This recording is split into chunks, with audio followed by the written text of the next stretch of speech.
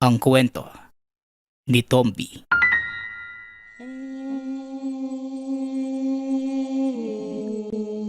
Ang kwentong ito ay hango sa totoong buhay. Mula ito sa isa nating tagapakinig. Karanasan ito ni Rino. Walang eksaktong taon.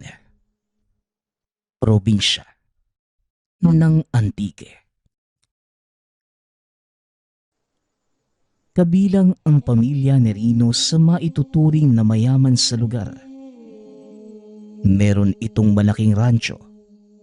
Nag-aalaga ng iba't ibang hayop pang negosyo. Katulad ng baboy, manok, baka, kalabaw, maging mga kabayo. Meron din itong taniman ng iba't ibang prutas at malawak na mga bakanteng lote na hekta-hektarya ang laki. Iilan sa mga ito ay pinapaupahan sa mga naglalakihang negosyante. Habang ang iba naman, hinayaang sakupin ng mga puno't ligaw na halaman. Mas gusto ng binata na makitang lumalago ang kagubatan.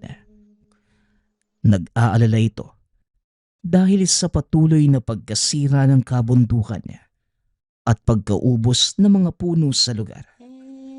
Dahil sa walang tigil na pagtotroso at iba pang aktibidad. Isa sa pinakapaboritong gawin ng binata ang maglibot sa buong lugar gamit ang paboritong kabayo na pinangalanan niyang Kidlat. Kung minsan nagtataka ang kapatid sa biglaan nitong pagkawala.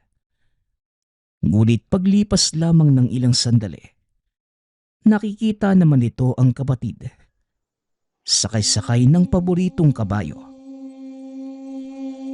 Payapa ang buhay noong una. Pag-aasikaso sa mga pananim at mga alagang hayop lamang ang inaatupag. Subalit magmula noong dumating ang isang mayamang negosyante sa lugar, nagsimula na ang kalbaryo ni Rino. Kung hindi kilala si Senyor Mendez, masasabi talagang mabait, maawain at matulungin sa kapwa. Pero ang mga taong nakapaligid sa kanya, itinuturing siyang demonyo na napadpad sa lupa. Sa umaga, nakangiti lamang ito at magaan ang pakikitungo sa lahat. Lalo na kapag nakikipaghalubilo sa mga magsasaka.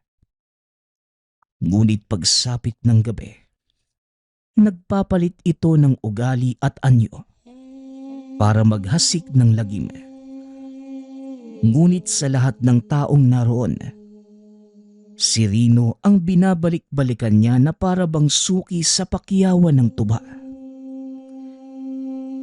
Rino, gumising ka dyan. May bisitang dumating eh. Ikaw ang hinahanap. Bumangon ka na. Harapin mo na, dali. Wika ng ating si Kara. Naalimpungatan si Rino ng gisingin ng kapatid.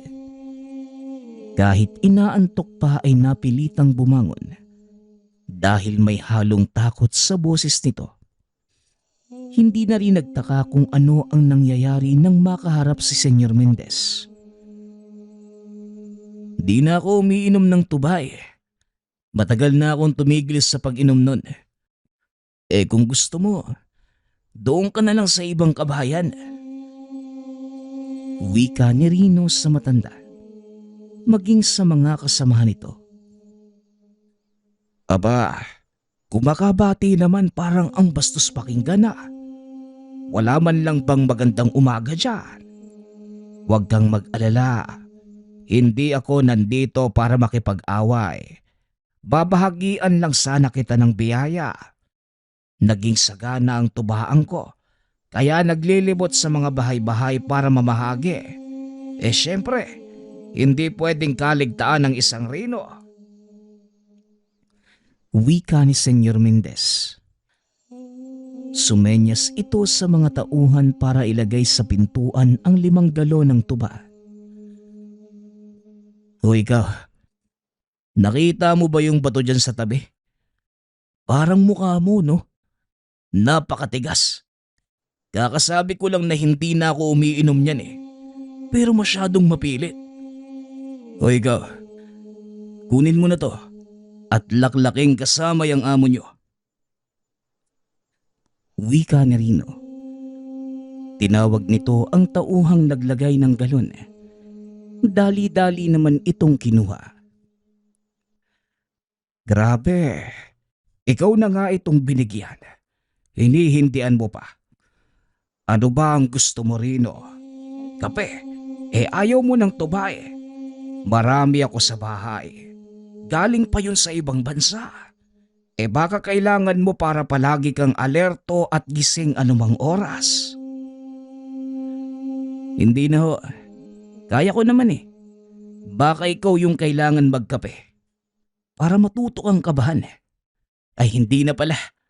Baka hindi ka pa makatulog sa gabi. Mukhang payat na yung itsura mo ah. Napakadami mo pang kulubot sa mukha. Tugon ni Rino. At saka walang pasabing pinagsarhan ng pinto ang mga panauhin. Ilang sandali pa. Umalis na rin si Senyor Mendez kasama ang mga tauhan. Napabuntong hininga na lamang si Rino. Kahit wala itong atraso sa kanya. Hindi nagustuhan ang paglapit dahil nakikita nito ang itinatagong katauhan ng matanda. Hindi man ito sabihin sa salita.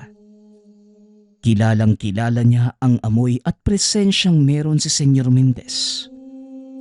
Mga katangian ng mortal niyang kaaway bilang antingero. Isang aswang. Alam mo, ayan ka na naman. Hindi kita maintindihan, Rino. Ano ba talaga yung ikinagagalit mo kay Senyor Mendez? Hindi naman siguro yan inggit mo. Kung tutuusin, mas lamang kapag dating sa mga ari-arian. Di wala nga sa kalingkingan mo yung taong yun. Kaya ano nga ba at bakit ganyan yung pakikitungo mo sa kanya? Tanong ni Kara. Ate, mas mabuti pang magtimpla ka ng kape dyan. Tapos pahingi na rin ng tinapay. Palamanan mo ng hinog na mangga. Saglit lang kaming nagkaharap ng Senyor Mendez na yun. Pero kumalam kagad yung sikmura ko. Buti hindi ako nasuka sa harapan niya. Tugon ni Rino. Aba itong batang to.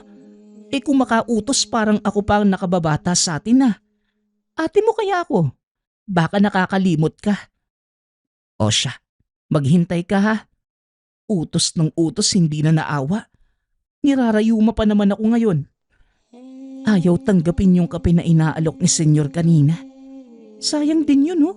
Galing ibang bansa. Tapos ngayon, magpapatimpla ng kape sa akin. Kutusang kita eh. Wika ni Kara. Sa kabila ng pagrereklamo, sumunod pa din naman ito sa utos ng kapatid. Hayaan mo na ate. Sa araw na uugod-ugod ka na, ako ang mag-aalaga sa'yo.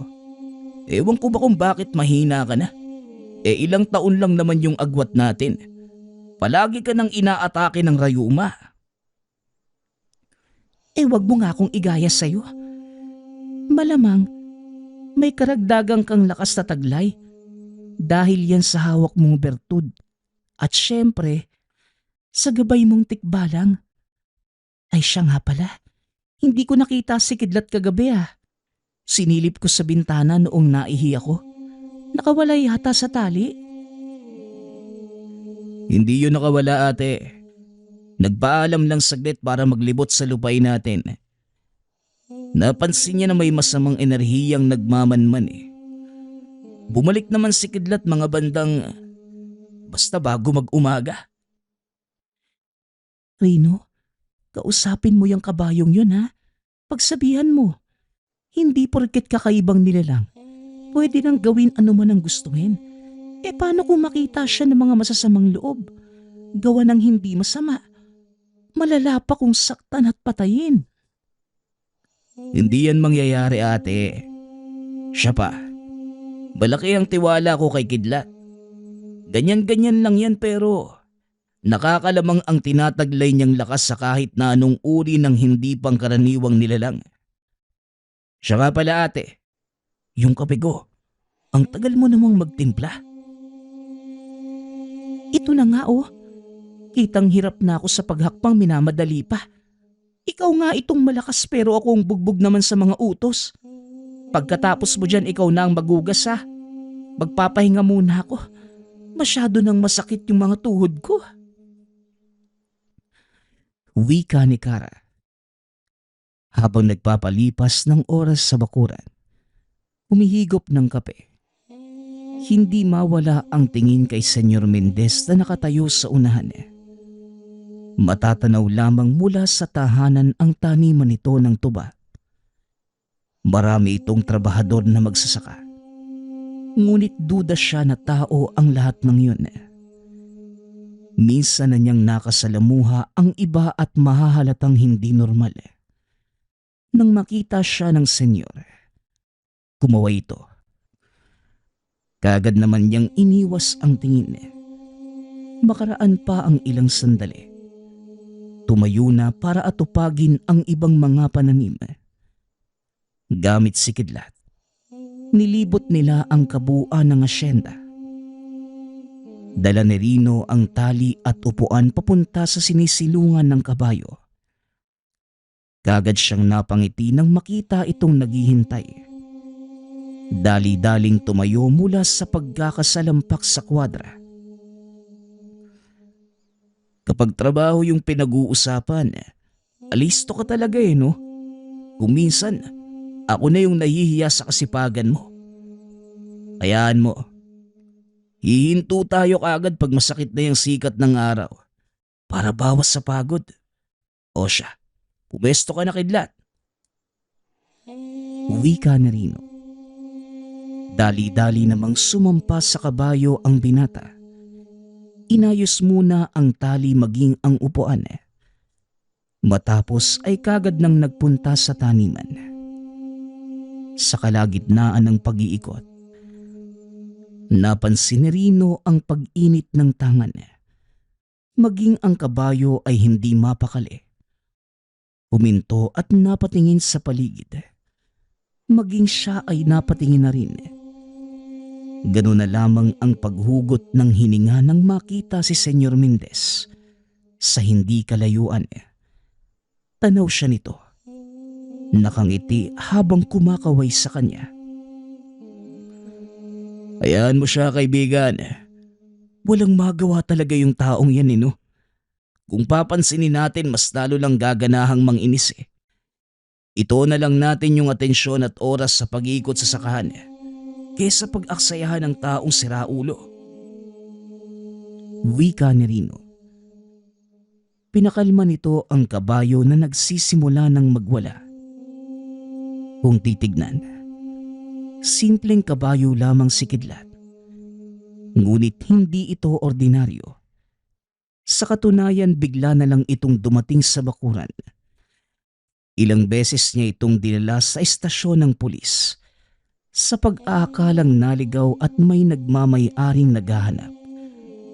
Ngunit sa kanya pa rin ito bumabalik. Napagod ang kapitan. Napagod na lamang ang mga pulis.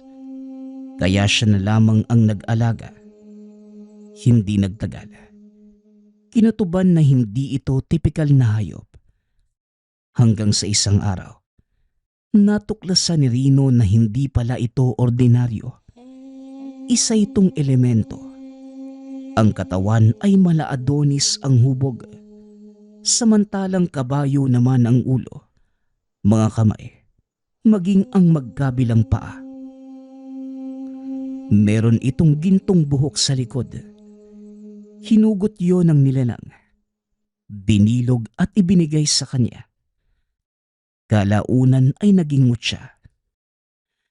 Wala itong ibang pinagsabihan tungkol doon, kundi ang kapatid niyang si Kara. Hindi makapaniwala noong una ngunit nang pakitaan ng kakayahan, hindi na ito nakapagsalita. Matapos yon, itinuring na biyayang bigay ng may likha at inaruga ng mabuti. Sa umaga, normal na kabayo lamang ito kung titignan. Ngunit sa gabi bigla-biglang nagpapalit ng tunay na anyo. At kung minsan, naglilibot sa taniman para magbantay sa mga pananim. Nagpapaalam naman ito kay Rino sa pamamagitan ng paghalinghing ng 3 beses. Ipinapaalam din kung nakabalik na sa parehong pamamaraan. Sa kabilang banda, ang ibinigay nitong mutya ay nagtataglay din ng pambihirang kakayahan. Protektado si Rino sa anumang banta ng mga aswang, mangkukulam, mambabarang, at kahit pa ordinaryong tao na may masamang balak sa kanya. Baka gusto nyo ng maiinom. Rino, may dala ko ritong tubig. 1 galon para sa'yo. 1 balde naman para sa alaga mong kabayo. Masyadong mainit ang panahon, kaya bawal matuyuan ang lalamunan. Mahirap nang magkasakit. Wika ni Senyor Mendez. Natigilan si Rino sa ginagawa nang biglang magsalita ang matanda. Humalinghing ng malakas ang kabayo habang masamang nakatitig sa matanda. Alam nito ang tunay na katauhan ng senyor. Aba, kanina nasa malayo ka lang Ngayon nandito ka na sa malapit. Alam mo, talaga bang paborito mo kong inisin? Masyado ka sigurong maraming oras para tupagin ang pambubisit sa ibang tao. Gahul ako sa oras. Marami pa akong tatapusin, tanda. Kaya pakiusap lang, umalis ka na rito. Wika ni Rino. Bakit nga ba basta-basta mo na lang ako itinataboy, Rino? Gusto ko lang naman makipagkaibigan. Wala na bang mali, hindi ba? Saka, gusto ko ang kabayo mo. Kakaiba ang presensyang pinaparamdam. Anong klase ba yan? Huwag kang magkakamaling hawakan ng alaga ko. Kung ayaw mong ibaon kita sa mismong kinatatayuan mo, umalis ka na. Pagpigil ni Rino sa tangkang paghawak ni Senyor Mendez sa kabayo. Ikaw naman, masyado kang galit kagad. Alam mo, dapat makipagsabayan ka na lang sa akin. Pareho naman tayo. May mga ari-arian, may pananim, may hekta-hektaryang lupain. Malakas din ang bentahan mo ng niyog, kagaya nung kung gaano kalakas ang bentahan ng tobacco. Patas lang naman tayo sa estado ng pamumuhay. Kaya ano pa ba ang inaarte-arte mo? Hinayo pa kang matanda kay no. Huwag mo kong itulad sa'yo. Malaki yung kaibahan natin. Ako tao ako at isa ka namang halimaw. Dito pa lang kasing taas na ng langit yung agwat natin Isa pa, hindi ko hihilingin kailanman na magkaroon ng kaibigang aswang. Ayaw ko ngang mahawaan ng lagnat Lahi mo pa kaya? Wika ni Rino. Malalim ang paghugot ng hininga ni Senyor Mendez. Mararamdaman rin ang tensyon sa pagitan nilang dalawa. O ikaw, maghinay-hinay ka sa pananalita mo, bata. Nababahala ko na kapag hindi kita natansya, baka mapuruhan kita. Hindi lang ikaw ang may alam. Ako rin. Sa tingin mo ba hindi ko napapansin na may tinatangan kang mutya? Pati itong kabayo mo. Hindi ordinaryo. Wika ni Senyor Mendez. Nagulat si Rino sa sinabi nito. Napapaisip kung paano nalaman ang tungkol sa tangan at sa alagang tikbalang.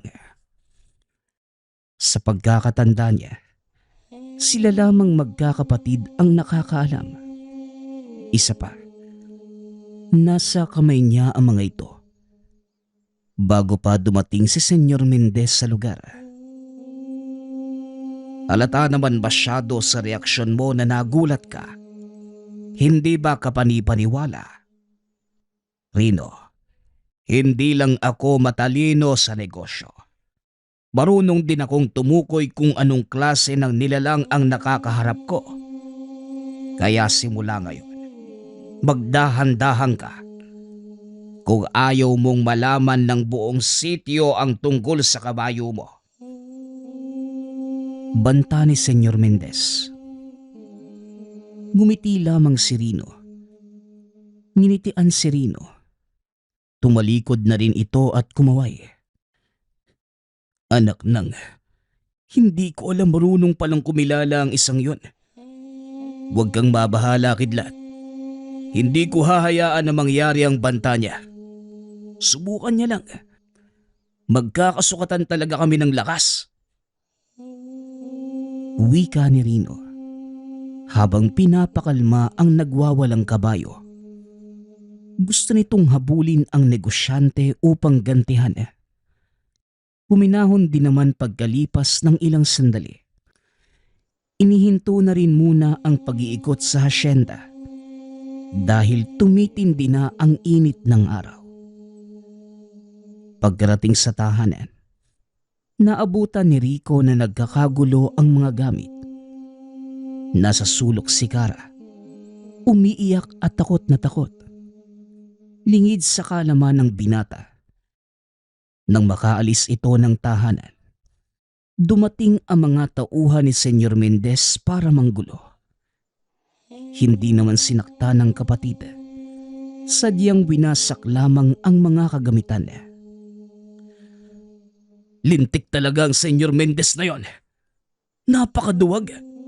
Ang dumi ng pamamaraan. Ako kamo ang harapin niya. Hindi yung magpapadala ng tauhan para wasakin yung pamamahay ko. Sa oras na wala ako. Isa tong karuwagan. Wika ni Rino. Rino, sa puntong ito, iba na ang hinihingi nila. Ang kabayo mo. Paano nila nalaman yung tungkol dito? Dumaldal ka ba? Tanong ni Ate Kara. Hindi ko magagawang ipagsabi yun, ate. Bakit ko namang gagawin yun? Si Senyor Mendez, alam niya ang tungkol sa kabayo pati sa tangan kong mutya. Hindi ko alam kung ano yung binabalak ng isang yun. Pero wala siyang karapatan na kunin ang bagay na hindi sa kanya. Magkakamatayan muna kami. Anong iniisip mo, Rino? Huwag mong sabihing susugurin mo yung negosyanteng yun. Gulok lang ang meron ka. Baril naman yung sa kanya. Humahakbang ka palang itinamaan ka na. Bakit hindi mo na lang kausapin yung kabayo? Malay natin maintindihan niya. Kara, nadinig mo ako, di ba? Magkakamatayan muna kami ng Senyor Mendez na yon. Hindi ko ibibigay ang kabayo ko o ang tangan ko. Ako mismo ang pinagkatiwalaan ng elemento at hindi ko siya pwedeng biguin. Wika ni Rino. Lumabas muli ito ng tahanan. Pinuntahan ang pinagtalian sa kabayo. Kinausap niya ito. Pinaalam ang balak ni Senyor Mendez. Tahimik lamang ang kabayo. Nakikinig sa bawat salita. Hinahagod-hagod pa ni Rino ang ulo habang sinusubuan ng dayami. Pagsapit ng dilim, hindi pa rin maiwan-iwan sa labas ang kabayo. Binantayan ito hanggang sa mapansin ang presensya ng aswang sa paligid. Malakas ang hampas ng hangin. Umahalo rito ang nakakasulasok na amoy ng nilalang. Ilang sandali pa, 3 anino ang makikita sa unahan. Kahit hindi pa malinaw na nakikita ang itsura ng mga ito, malakas na ang bantang hatid para sa kanya. Sabay namang napatayo si Rino at ang kabayo. Dali-daling hinugot ang itak at binalaan si Kara. na wag lalabas ng tahanan. Isinarang mabuti ang mga bintana at pinto. Ilang sandali pa ang lumipas. Nagsimula na ang labanan laban sa mga aswang. Nauna nang sumugod si Rino. Sinalubong ang nilalang na umatake. Dali-daling natamaan. Bumagsak matapos tumagos ang itak sa lalamunan. Sinugod ang isa pang umatake sa likuran. Nakalmot ang binata ngunit humandusay lamang din ng matagas sa muka. Sinundan ng pagtarak ng patalim sa dibdib. May hinang nilalang. Kayo pa talaga yung pinadala. Ang dali niyong talunin. Ikaw na natira. Malakas ka ba? Humanda ka dahil ang kabayo ko mismo ang wawasak sa bungo mo. Wika ni Rino. Unti-unting nagpalit ng anyo ang kabayo. Tumindig ito at naging ganap na tikbalang. Napatingala na lamang ang natirang aswang. Hindi nakakilos sa kinatatayuan. Oh, wala pa nga, natatakot ka naman kaagad. Huwag kang mag-alala. Bibigyan ka na magandang laban ng kabayo ko. Dagdag ni Rino. Tumabi ito at hinayaan ang alagang bugbugin ng nilalang. Tumakbo ito ngunit lumipad matapos banggain ng tikbalang. Sinalo at saka binagsak sa lupa. Dinig na dinig ang malalakas na daing ng aswang. Ngunit hindi pa dito nagtatapos ang labanan. Iniangat at pinaglaruan sa pamamagitan ng paulit-ulit na pagsuntok. Bawat pagbagsak, madidinig ang pagkabali ng buto ng nilalang. At sa huli, tinapos ang buhay sa pag-apak ng ulo. Wasak ang bungo ng nilalang. Napapikit si Rino nang tumalsik sa mukha niya ang dugo maging ang utak nito. Dali-daling pinunasan dahil sa lansa ng amoy. Tama na yang kidlat. Pwede ka nang bumalik sa anyo mo bago pa may makakitang ibang tao. Diyos ko naman, nilakasan mo pa talaga? Tumalsik tuloy sa akin yung dugo. Nakakadiri. Wika ni Rino. Muling naging seryoso nang mapatingin sa nakahandusay na mga bangkay. Namomroblema kung ano ang gagawin. Sa katunayan, ito pa lamang ang unang beses na nakapuksa ng aswang. Ngayon pa lamang may naglakas loob na sumalakay. Noon ay hanggang pagpaparamdam lamang at nawawala ring kagad. Tangka na sanang liligpitin ni Rino ang mga katawan. Nang makita pa ang isa sa bandang unahan. Nasaan yung tao ito at nakilala? Isa sa mga tauhan ni Senyor Mendez. Tatawagin pa sana kaso nga lang, dali-dali itong kumaripas ng takbo. Aba, mahusay din yung isang yun ah. Hinintay muna yung mangyayari sa mga kasama niya at nang malapit na sa kanya yung kamatayan, tsaka napiling tumakbo. Mabuti na rin na hindi nakisali sa gulo. Dahil nalaman natin kung kaninong ulupong ang mga ito. Ikaw pa lang may pakana ng lahat, Senyor Mendez. Wika ni Rino. Kinuha nito ang paragos o yung madalas na hinihila ng mga kalabaw. Matapos isinakay ang mga katawan, ikinabit sa kabayo. Binaybay ang daan papunta sa tahanan ni Senyor Mendez. Hindi na ito lumapit sa bakuran. Doon lamang sa kalapit na lupain, itinambak ang mga bangkay, tinabunan ng mga dahon at saka umalis. Tignan na lang natin kung hindi ka magulat pagkagising mo. Hayop ka, binigyan mo pa ako ng trabaho. Wika ni Rino. Hindi na nagtagal sa lugar. Umuwi na rin sa tahanan pagkatapos. Kinabukasan, Hindi pa sumisikat ang araw, sumugod na si Senyor Mendez kasama ang iilan sa mga tauhan. Narinig pa lamang ang boses na wala na ng ganang humarap si Rino.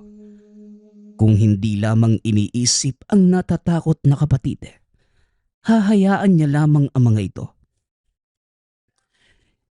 Ano ba yan?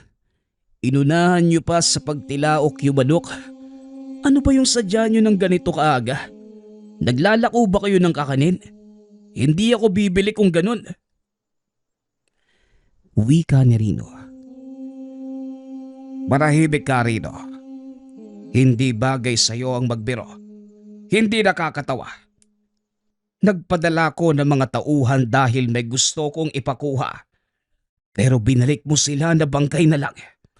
Sinasagad mo ang galit ko, bata!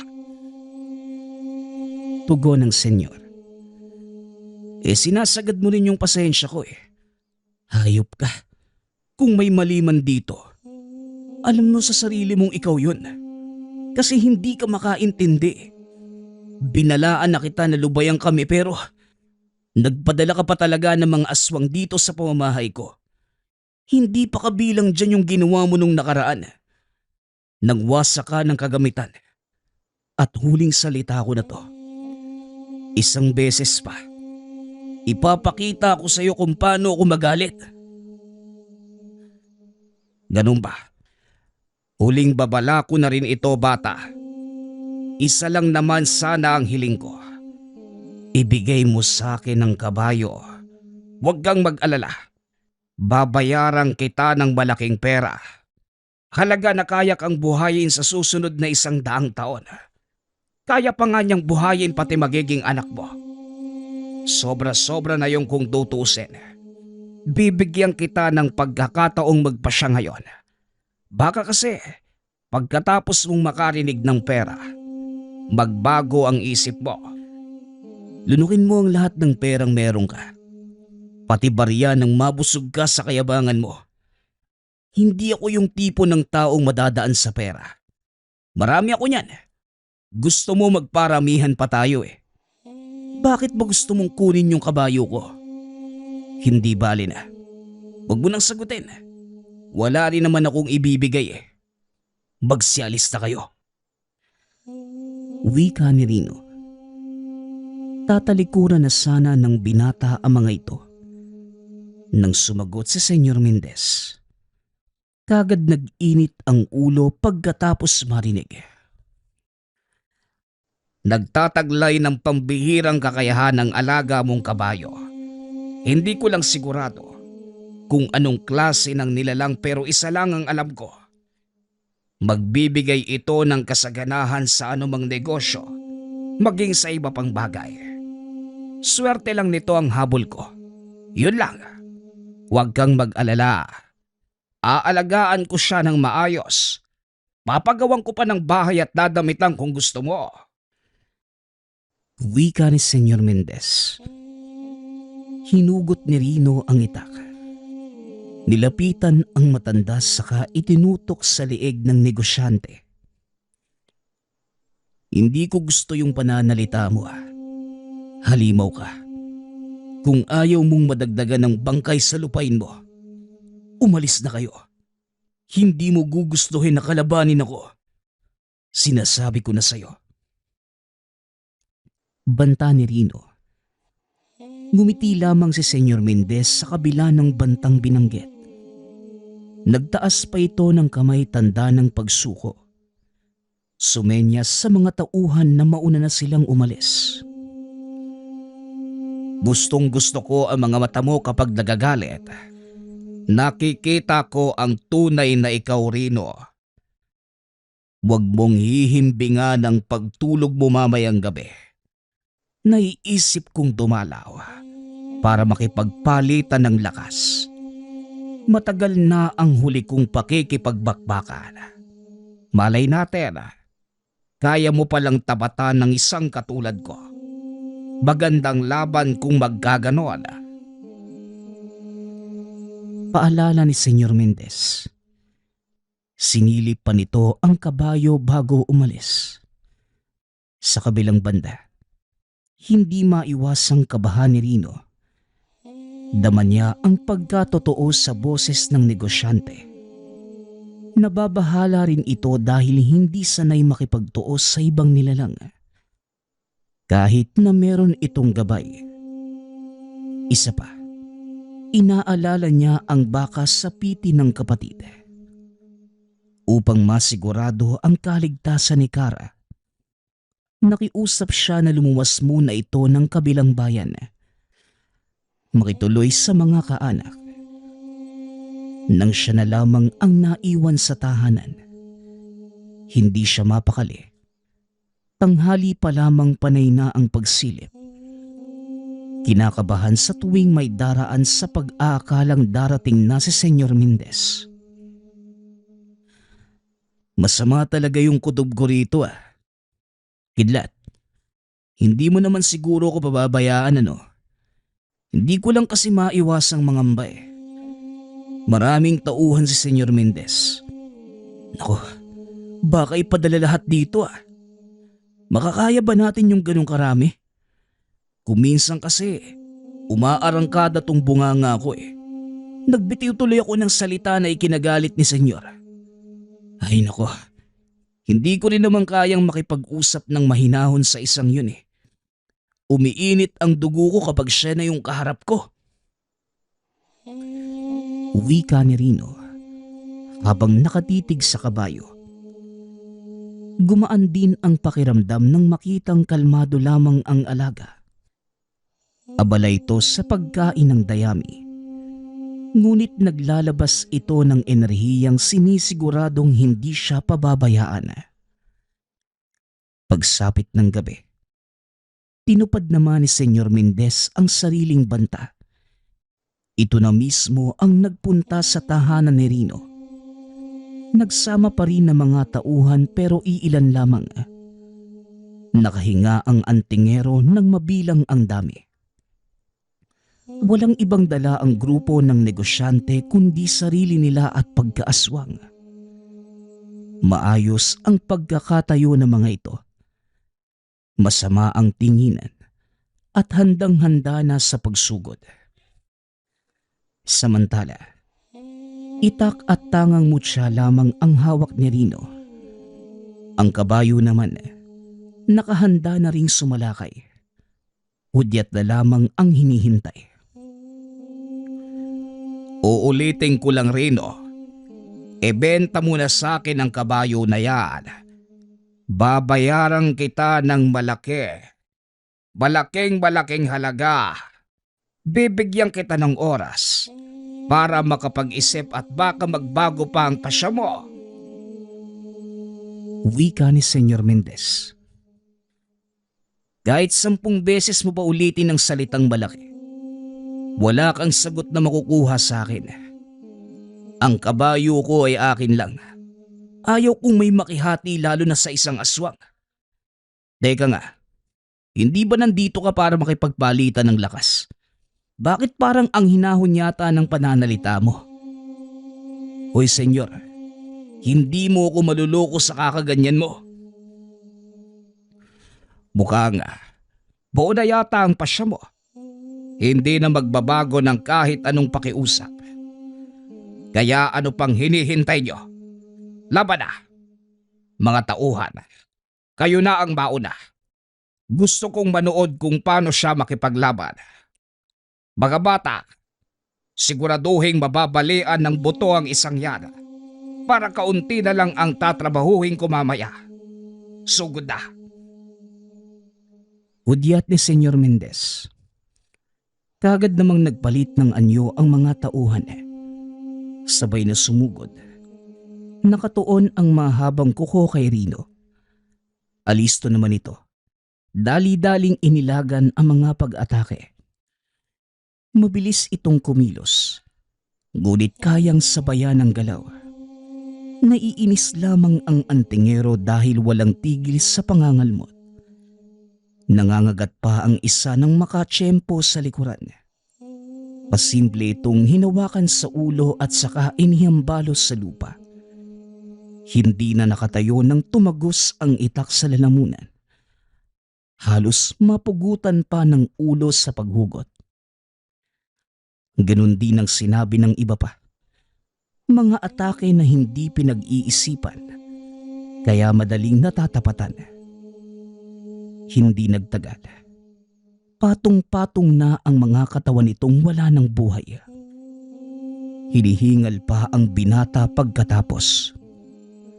Sa kabilang banda naman, sa halip na matakot, tuwang-tuwa si Senyor Mendez. Iba ang naiisip nito. 1 milyon, 3, 5, 10. Magkano? Sabihin mo lang bata. Ngayon na alam ko na kung paano kumilos ang tangan mong mutya. Handa kong ibigay lahat ng meron ako mula sa pera hanggang sa mga ari-arian, mapasakin lang yan. Ang tindi ng bisa. Napakalakas ng mutya. Paano pa kaya kung magsabay ito at ang kabayo? Sigurado kung Diyos na may tuturing ang taong may hawak sa kanila. Rino, itataya ko lahat ng aking yaman. Ibigay mo lang sa akin ang mutya at ang kabayo. Ngayon din makukuha mo ang lahat-lahat. Sige na, pumayag ka na. Wika ni Senyor Mendez. Aba, sira ulo ka talaga no? Gidlat, pakitaan mo na nga ng galing ang isang yan. Naririndi na ako sa mga sinasabi. Utos ni Rino sa kabayo. Kagad namang tumugo ng alaga. Matapos makapagpalit ng anyo, dali-daling sinugod si Senyor Mendez. Hindi naman makakilos ang matanda dahil namamangha sa pagpapalit anyo nito. Wala sa pakikipaglaban ang isipan dahil nilalamon ng pagkasakim sa kapangyarihan. Hinawakan ng tikbalang sa ulo ang negosyante. Paulit-ulit na inuuntog sa lupa. Pagkatapos ay inihagis sa ere. Dito natauhan si Senyor Mendez sa nangyayari. Nagpalit ng anyo bilang aswang. Ngunit hindi na ito binigyan ng tikbalang ng oras na makagante. Walang awang pinagsusuntok. Hanggang sa isang malakas na suntok ang pinakawalan. Tumagos ang kamay sa katawan ni Senyor Mendez. Ni hindi ito makaganti sa lakas ng tikbalang. Hindi pa nakontento ang nilalang. Hinawakan muli sa ulo at walang tigil na inihambalo sa lupa. Nahinto na lamang nang mapagtanto na ulo na lamang ang hawak-hawak niya. Tignan mo nga naman maghahatid ulit tayo ng bangkay sa lupain niya. Pero ngayon, kabilang na yung sa kanya. Kidlat, ang tindi mo talaga. Ni hindi man lang nakalaban yung matanda sa'yo. Bumalik ka na sa anyo mo, dali. Ihilahin mo pa yung mga bangkay na to. Wika ni Rino. Sumunod naman ang tikbalang. Kagaya ng ginawa nung una. Isinakay niya sa paragos ang mga katawan at saka dinala sa lupain ng senyor. Nakaantabay doon ang iba pang tauhan. Nakahilerang naghihintay sa pagbabalik ng amo. Dali-dali namang nagsiatrasan ang mga ito nang makita ang laman ng paragos. Ganyan nga, para hindi kayo humantong sa kinahinatnan ng amo at iba niyo pang kasama. Huwag niyo rin kalimutang ilibing ang mga ito ha. Nagkakaintindihan ba tayo? Wika ni Rino. Napatango na lamang ang mga ito at kumilos para maghukay. Umuwi na rin si Rino kasama ang alagang kabayo.